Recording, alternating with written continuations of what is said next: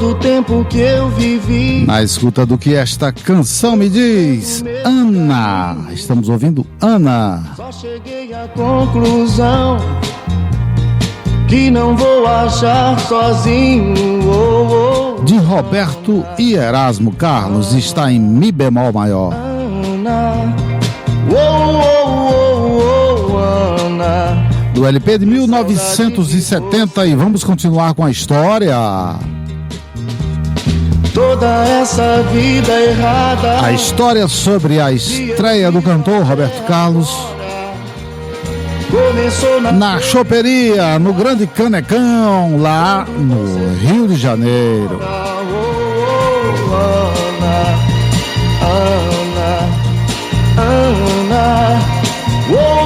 Então, vamos lá. Agora, esta canção aí, antes que eu me esqueça, eu posso falar também aqui algo sobre esta canção.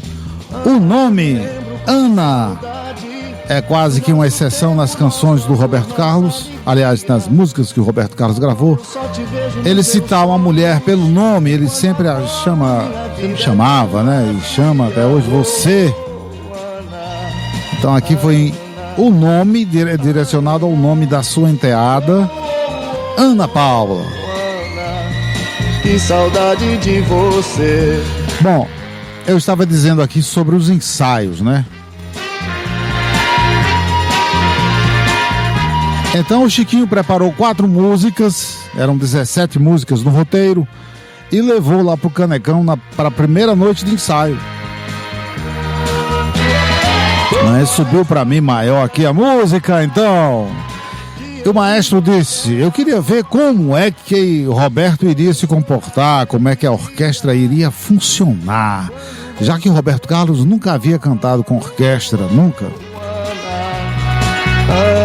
Como é que a garçonete iria olhar, enfim, queria sentir a vibração do local.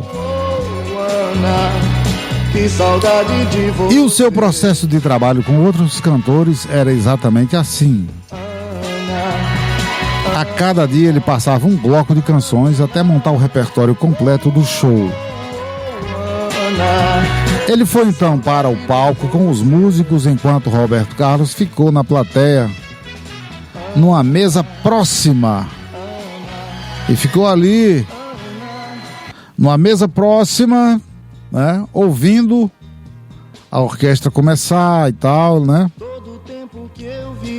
Ele ficou lá com o Boscoli e o Miele. Por exigência do cantor, ninguém que não fosse da produção do show poderia permanecer no local. Já começava aí os grilos do Roberto Carlos, né? Nem mesmo os funcionários do Canecão, o pessoal que trabalhava lá na limpeza ou coisa assim, né? Explicou para um jornalista, não é superstição não, bicho, sabe? Eu sou muito tímido. E fica encabulado de errar nos ensaios quando tem alguém de fora assistindo. Olha aí a conversa dele. A expectativa era de que, após o maestro passar as 4 primeiras músicas, o cantor subisse ao palco para interpretá-las, acompanhado pela orquestra.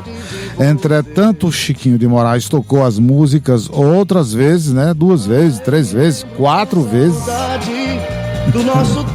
E nada de Roberto Carlos subir. Aliás, sair do seu lugar, nada.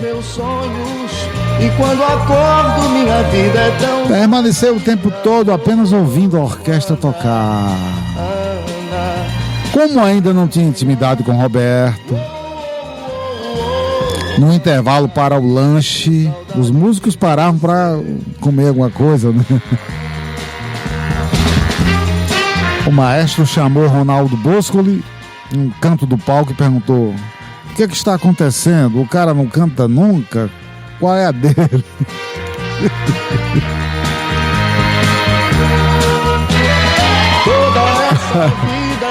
Fica frio, Chiquinho. Por enquanto ele não quer cantar, respondeu Boscoli. Como não quer cantar? Ele não está gostando dos arranjos, retrucou o maestro. Calma, Chiquinho, não é nada disso, pode ficar tranquilo.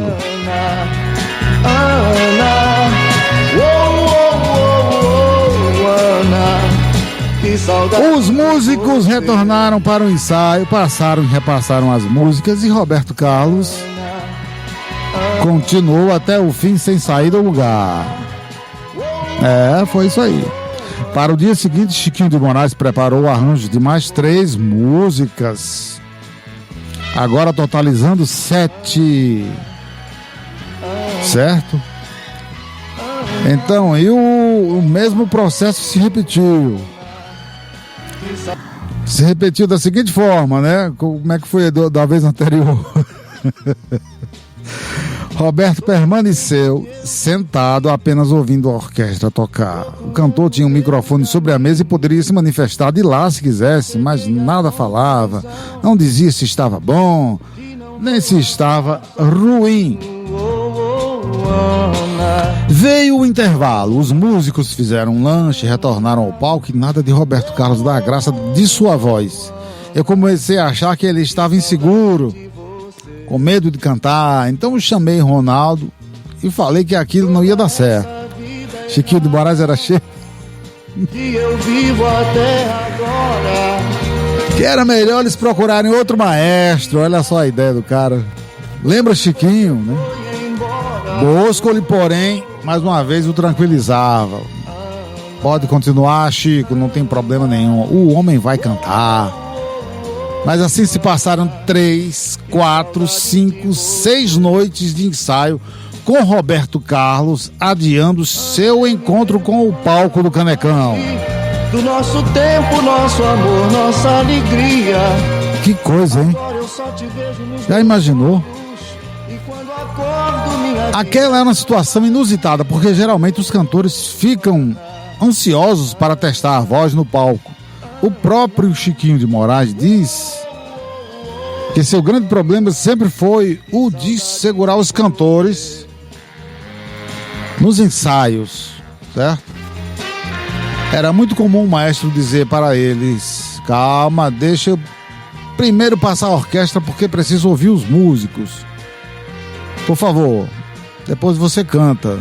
No caso do Roberto aconteceu exatamente o contrário. O artista não tinha nenhuma pressa. Aquilo foi para mim um fato surpreendente e que nunca tinha acontecido, registrou o maestro.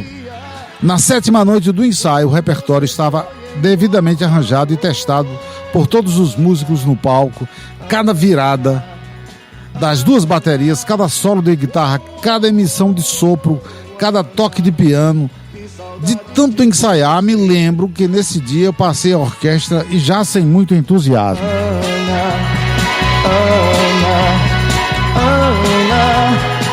Admite, Chiquinho, mas então veio o intervalo e os músicos pararam para o lanche. Na volta, Roberto Carlos finalmente resolveu subir ao palco para cantar. Na hora eu pensei, vou me preparar, porque isso vai ser uma guerra de foice. Àquela altura eu não dava mais um tostão por ele.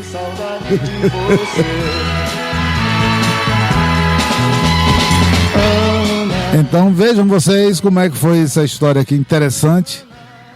Porque o número 7 dele passou 6 noites. Como é que pode, né? Alguém pode interpretar isso aí como sendo uma coisa, algo sobrenatural que o Roberto Carlos imaginava. Então eu não sei de nada. Eu estou só apenas dizendo que foi na 7ª noite que ele foi cantar, né? Que não vou achar sozinho. Roberto Carlos se encaminhou para o microfone, passou as mãos no cabelo, ajeitou o medalhão no peito e pela primeira vez soltou a voz no Canecão, cantando Eu Sou Terrível, né? A música de abertura do espetáculo, e seguiu com a orquestra de uma levada só, cantando todo o repertório do show, dessa primeira à última música, sem intervalos, sem nenhum erro. O experiente maestro Chiquinho de Moraes ficou estupefato. O homem me surpreendeu porque cantou bem pra... Isso até um palavrão aqui, né? Em cada música, Roberto entrava no tempo certo, respirava no momento certo, enfim, ele cantou com muita propriedade. Eu levei um choque porque era como se tivéssemos ensaiado juntos durante um mês. Na plateia, como únicas testemunhas daquela estreia, apenas a dupla de produtores Miele e Boscoli.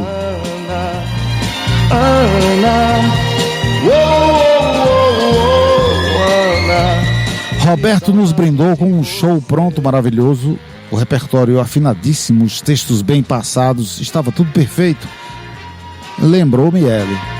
Vai ser de arrasar quarteirão, o show do Roberto Carlos do Canecão, anunciou Big Boy em sua coluna em O Globo.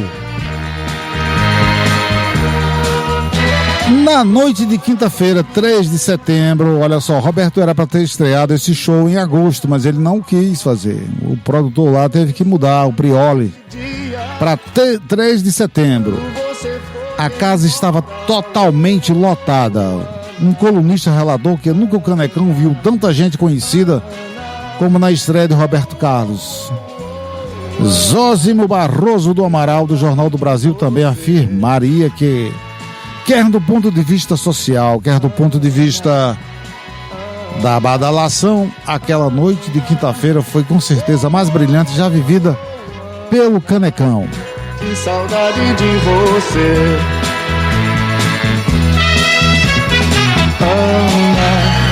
Quem estava lá nesse dia? Quem estava?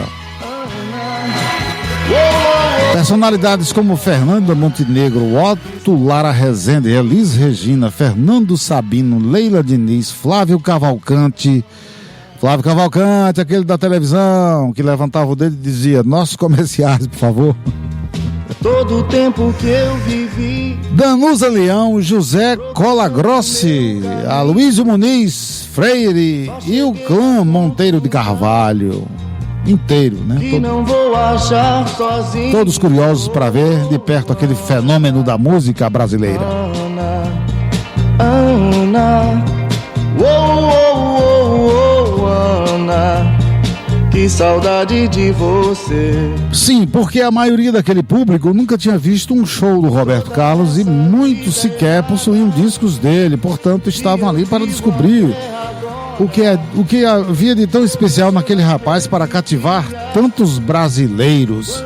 A produção achou que seria uma boa ideia escalar Ibrahim Suede, o mais conhecido e polêmico colunista social do Brasil, para anunciar o início do espetáculo.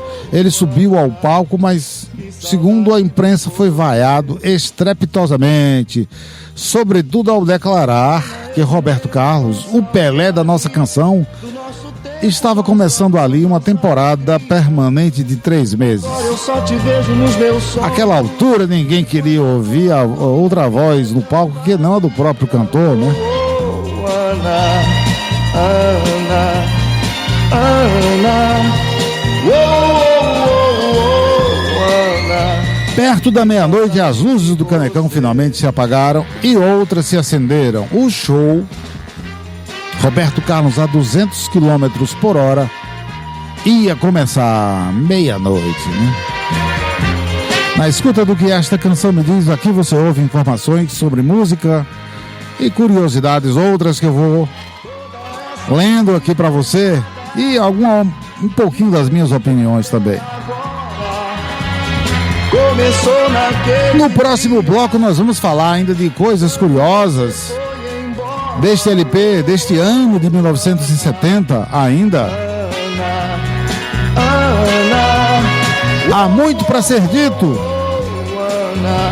sobre um programa de televisão cujo nome era Quem Tem Medo da Verdade. Esse programa tinha também a mão daquele cara lá, aquele sujeitão, rapaz, que humilhava o pessoal lá, o Carlos Manga, né? Ele criou um tipo de programa lá que expunha, pagava bem os artistas, eram convidados, mas também expunham ao ridículo que tinha deles até que chorava. Daqui a pouco você sabe mais dessa história. O bloco tá chegando ao fim. No meu caminho, só cheguei à conclusão que não vou achar sozinho. Ana, Ana, Ana.